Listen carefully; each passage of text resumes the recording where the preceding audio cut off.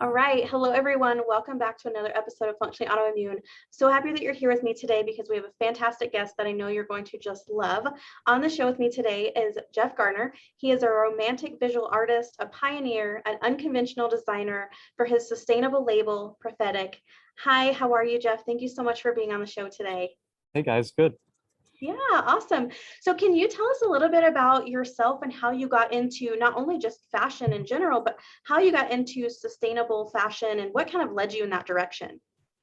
Sure. I started off in 2000, and I was in Franklin, Tennessee, working with a bunch of music artists and bands. And when I got into developing out, like printing, the graphic T-shirts, etc., I learned about plastisol inks and how bad that was. And anyways, I got into dyeing clothing, and it was just very, very, very dirty. And coming from a, farm country, I was like, this is not good. So, I've always been on that trajectory of problem solving and trying to find cleaner solutions for fashion. So it's never been like, hey, I'm going to go organic or green or sustainable now. It's always been a train of thought. So I think it's the farm boy mentality, maybe. I don't know. Yeah, Yeah. I love that. I love that. And so can you tell us a little bit about what did you discover when you kind of were learning about the toxins and things that are in clothing? What did you kind of discover that made you really start thinking about that?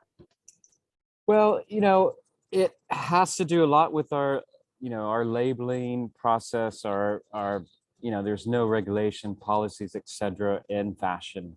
So typically, like in the food industry, what it's made of, obviously legally, you have to put the ingredients on there for the consumer. Well, in fashion, it's not that way. I could basically, let's say I make this hemp shirt, I could say it's cashmere, I could say it's silk, I could say whatever it is, and nobody's going to regulate it. And now the consumers, like our grandparents, would be like, they'd touch it, feel it, know exactly what material it was. But today's society, nobody really has that unique understanding what textiles are, majority of public. So there's a disconnect. And so they're trying to get more policy passed, but it's a long process. So, there's definitely a need there for more awareness to just allow everyone to have an educated decision. Yeah. So say you're a new mom, or you're breastfeeding, etc. You want to know what's in that bra that you're wearing, Yeah. and you want to know about nylon and polyester and what that does to your body. And so I'm trying to get people to understand that what we put on our bodies, our skin, naturally we were designed to be nude. So whatever we put on our skin is going to be soaked in, um, and it's going to go into our bloodstreams. It's going to cause synergy of effect to our bodies, whether good or bad. And that's an understanding that we just don't either want to pay attention to, or we don't care enough about, or we just don't know about. Yeah. So yeah, so that's what I'm trying to do. Yeah, I love that. And I think honestly, we're just getting to, sadly, as a society, we're just getting to a point where we're realizing all of the things that are being put in and on our food. But I think a lot of people don't think about our clothing and what we wear and what we put on our bodies. And sadly, there's just as much chemicals and bad things on all of those things as well, correct? Yeah, correct. I had this conversation earlier with my wife, and basically, I see all these guys on their podcast and doctors, etc. And I just want to see, well, what are they selling? And they're talking about nutrition and this and that, and they of course have a nutritious, a new product they're trying to pitch and say, and it's a cure-all, or I don't know what. But not to say that that's a negative, but simply it's a distraction because it's more than what we eat. It's definitely what we put on our bodies. It's Yeah. definitely what we clean our houses with. It's our, up to our car seats. Like, do you have leather? Do you have vegan leather? Do you have cloth seats? And, as our cars heat up in the sun, it off gases into the cabin. You open your door, it goes straight into your lungs. Well, you could get lung cancer from that Mhm. and never smoked a day in your life. And so that's the kind of disconnect that I'm wanting to kind of put together, so people, it's not this crazy puzzle that everyone's like, I don't understand. It's like everything's doomsday, everything can cause this. I was like, well, it's simply, you break it down to bioaccumulation, right? So, just your cleaning products, just use 7th generation, use borax for your laundry, or, just kind of simplify it, change your sheeting. Your intimates should be natural fibers, that's on your body all day long. And then obviously there's the food stuff, but I, our bodies were designed, we have mechanisms inside our body to kind of filter out our food. Yeah. Again, we don't have anything that protects, once it goes through our skin, there's no filter. Yeah. Um, so that's what I'm just trying to get level playing field to, like, the focus needs to be also on that. Right. So Yeah, yeah. absolutely. And I love that you mentioned the cars and how they heat up, because that's absolutely true. And I think another thing that people don't realize is that you step into your car on a hot summer day, you could be breathing in a ton of toxins that are just as detrimental to your health. And so I thank you for mentioning that, because I think that's a really important piece also. And as you mentioned, we were really designed to be, I mean, we're animals, honestly. If we think about it naturally, we're just animals like every other mammal on the planet. And we were designed to be nude. We weren't designed to like drive around in these cars and do all this stuff. That's not really what we were designed to do. And so it's all very foreign to our bodies, even though to us intellectually we're like, oh yeah, you get in your car and you go to work. Our bodies don't really understand all of that, right? And so I Right. think what you're doing and the message that you're trying to get out is so important and so wonderful, because there really are so many new modern things that have so much detrimental effects on our health, even though we've become accustomed to needing them in our lives and to function in a way that we're used to. And so it's really great that you're really pointing that out and taking a stand in your own fashion business and in your own career to really put that in the forefront. Yeah, absolutely. I've just seen too much in my life, and my mom passed of breast cancer. I lost a child at age 3 because of toxins. There's a lot of impact. If you start asking around your friend set, they've lost somebody with prostate cancer, breast cancer, etc. So, if that's coming in your intimate arena, obviously it's affecting pretty much everyone. So yeah, it's time to have these conversations and not to be shy and be like, hey buddy, I know you think you look hot in your like nylon spandex boxers, but you really should start wearing natural or hemp or something, because prostate cancer is a huge thing. And Yeah. so, it's these kind of awkward conversations, especially with men. They're like, I'm tough and I can survive forever. I'm like, okay, I get the hunter mentality, but there is some science behind it. But I think women are more open to the idea of, like, what these fabrications, these textiles can do. Obviously you're working with dyes, and these dyes, synthetic dyes, are petroleum based. They have formaldehyde, heavy chemicals in it, right? What does that do to a woman's beautiful body that is so, the synergy of your hormones are so, it's like a beautiful finely tuned Porsche engine. Like, it's something gets out of touch, it's going to create a shift in your body, shift in your emotions, shift in this and that. And so there's a lot of hormone disruptors in these synthetic dyes, Yeah. and spandex, especially the TDI. So you got these Lulu lemon, or these yoga pants that a lot of women are wearing all day long. So Yeah. obviously there you'll see this effect happening. So that's all. It's unfortunate that these companies should be doing education. They should be doing their own regulation, their own policies, their own saying, hey, if you wear this, this may cause X. But the reason why those labels are ever put on something is because probably someone gets sued.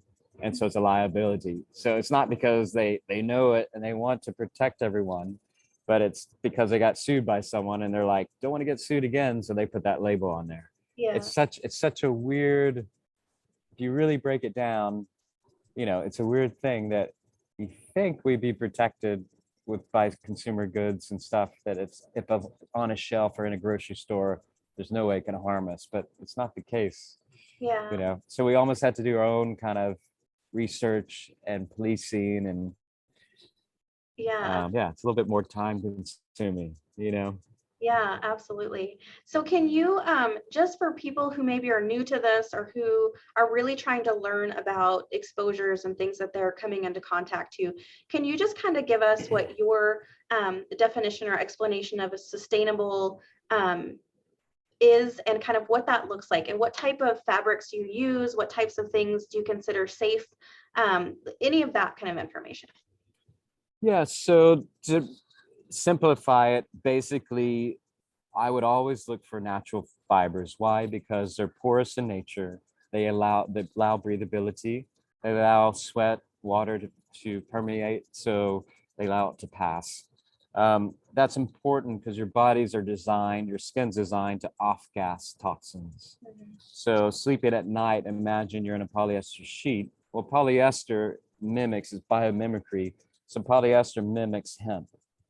So basically, they created polyester in a laboratory. I think it was the DuPont family in the 40s or somewhere during the war. Maybe it was 35. Can't remember exactly, but simply it doesn't allow any water to pass. So that's why it's important. So as a boxer, it doesn't allow any breathing to happen in your scrotum area. Well, that's important because if it doesn't allow breathability, it becomes basically, it's an incubator. Right. So that's important to understand that little bit of science to know that, okay, it's important that the fabrics breathe. Yeah. And that's why people break out in rashes. Like, for example, Delta Airlines, they sued Zach Posen because he made the uniforms. Well, then he sued his manufacturer because basically they were made of polyester, so they'd be wrinkle free. Yeah. And these California students were like, they're like, we're breaking out in rash because they use a purple dye, which is heavy with metals, etc. So anybody that has a skin sensitivity would definitely react to it. So you're up there in dry air, recycled air, and so obviously your body is saying, hey, something's not right. Um, but there's a lot of that goes on that people don't quite understand. So that's why you want breathable fibers. Yeah. And obviously, to go beyond that, you want natural dyes, so that things that are dyed from plants. Because again, imagine I have a beautiful wood wall, and then you put toxic paint on it. Yeah. Well, then the beautiful natural wood will not be breathable anymore. It'll be, the pores will be clogged with that, right? So it's the same idea. So whatever touches your body, you obviously want to make sure it's as natural as possible. So, at this point, most people are like overwhelmed. They start looking at what they're wearing. They're like, oh no. So I always say the easiest step is like change your detergents. Mhm. Your detergents have a lot of toxins in them. Because these companies obviously do their marketing. They've been having the same ingredients forever, and they basically legally don't have to disclose it to the consumer because it's their secret ingredient that makes it smell a certain way. Well, that smell is an addiction. It basically, they know that that person will come back again and again and again because they associate the smell with cleanliness. It's Right. like Pavlov's dog or something. So it's interesting. So that keeps people. So if your mom or your grandmother washed in X, I'm not going to say name, Yeah. they'll wash, and continue and continue. So they have family lifetime, consumers and supporters. So that's the reality that we need to like. So that's the first easiest step. And then beyond that is like your sheeting, your bed sheeting, make sure it's cotton. And you can find that everywhere. Um, and then obviously there's more steps after that. But yeah, that's the easiest thing to tackle, I think, that most people Yeah. can do. So Yeah, I think that's really great advice too. And I can attest to that, when I really started revamping all of my laundry detergent and all the cleaners in my home, my husband really held strong to his dryer sheets because of the smell and the nostalgia that he had to it. And I was like, listen, like these things have to go. But it definitely, you do have like this nostalgic connection to certain smells. And I don't think that people realize that that's really what it is. It's not that you really feel like that product is cleaning so much better or it's doing such a better job. It really is just like this connection to it that's more emotional than anything else. And it's not really necessary to use, and especially not good for your health. yeah, it's like pheromones, I mean, these scientists know what they're doing. They know how to put these ingredients in and get you addicted. I mean, that's the game. Yeah. Yeah.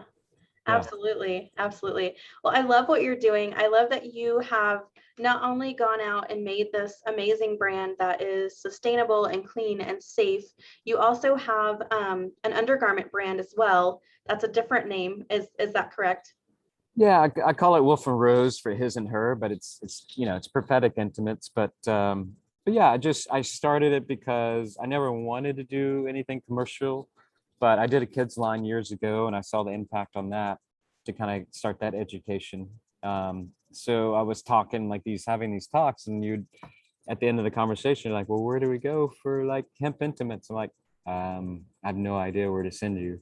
So then I was like, I can easily make some, it's fine, I'll do it. But because I never wanted everyone to think I'm doing this to try to sell a boxer. I'm not. Yeah. Like I believe me, I don't I I I pay for everything that I do. It's all me. It's like I'm not making money. It's just like this is simply to bring awareness and to give people a educated decision because I believe in it. I don't want anybody to suffer. So I created it to give that option because people are having a hard time finding intimates. The laundry detergents are easy, sheeting's easy, but intimates they were finding bamboo stuff. I'm like, guys, no, that's greenwashing. I'm sorry. I go, it's Yeah. and so it was frustrating because these companies will do it, and bamboo is like a cheap fabric. It's low tensile strength. The synthetic process of breaking it down, it leaves chemical residue. Like it's just not the best solution. It's like the entry point. Obviously, bamboo is better than polyester, but um, so I was like, you know what, I can do it right and offer that. So that's why. But yeah, it's called Wolfen Rose. Yeah. Yeah, I love that. And you're right. I think there are a lot of people out there that need options. They need to know where to look and where to go. And so I think it's great that you created that and that that's out there. So anybody listening, if you are looking for something, definitely go look for Wolfen Rose. I think that's a fantastic option. And for a lot of people who really want to make changes in their lives and in their detergents and their clothing and whatever it is to really become healthy, as healthy as they can in their environment. I think a big difficult kind of stepping stone for them is where to start, like what am I looking for, what labels do I need to read. And I know that it can get overwhelming for a lot of people because a lot of people that I talk to are like, well, what is good? Like Yeah. I know all these things are bad, but what is good? Like what do I Right. do? So that can be really challenging. Yeah, I mean, the easiest thing is like if it's plant-based, obviously that's a positive. And if there's like you turn the bottle over or turn the fabric tag over, you don't know what it is, like just research it in a credible source and find out, and Yeah. but again, it takes a little research, right now, because there's not a curator of goods, so to speak, that's trustworthy, that's doesn't have a hidden agenda to say, hey, this product serves this purpose and it's pure and da da da da. Right. So we need that at some point. Hopefully we'll get that. But again, we're on a commerce-based system, so it's hard to know Yeah. because everyone's always pitching or selling something. So Right. yeah. Yeah, exactly. Do you think that we will, and I ask you this because I have my own answer to it, and I'm just wondering if yours is the Cool. same. All But do right. you think that we will get to a point where, as a society, we're more health conscious, we're more aware of the things that we're buying and what's in them, and we're more looking for more things such as cotton and plant-based and natural dyes? Do you feel like we're going to get to that place? I think so. It's going to be a slow haul. I mean, I 5 years ago, I was saying that everyone would like polyester wouldn't exist anymore. Like if you walk down the street, people were like, I can't believe they're wearing that because education would be so aware. Like you'd kind of walk 10 feet away from them because of the off-gassing. Yeah. But it hasn't come to that yet. I haven't seen it yet. That'd be funny though. But I don't know. I think because all the mixed messaging, I mean, they're talking about, I don't want to go too much into it, but they're talking about this like circular economy, circular system, basically allowing them to continue using polyester. So Mhm. what they're going to do is melt it down, break it down, respin it into new polyester thread and use that. Right. But the reality is they're saying everything can be recycled. That's not true. Only like 10% is recyclable. Yeah. Whether or not people actually recycle it, that's another thing. So again, it's like a play on words to get people the idea that it's recycled polyester, it's reusable, and this and that, and these key terms. So they're still drinking water out of plastic bottles. Well, that's never going to be good, no matter how you spin it, because the bottles themselves, you know, they obviously leak into the water itself.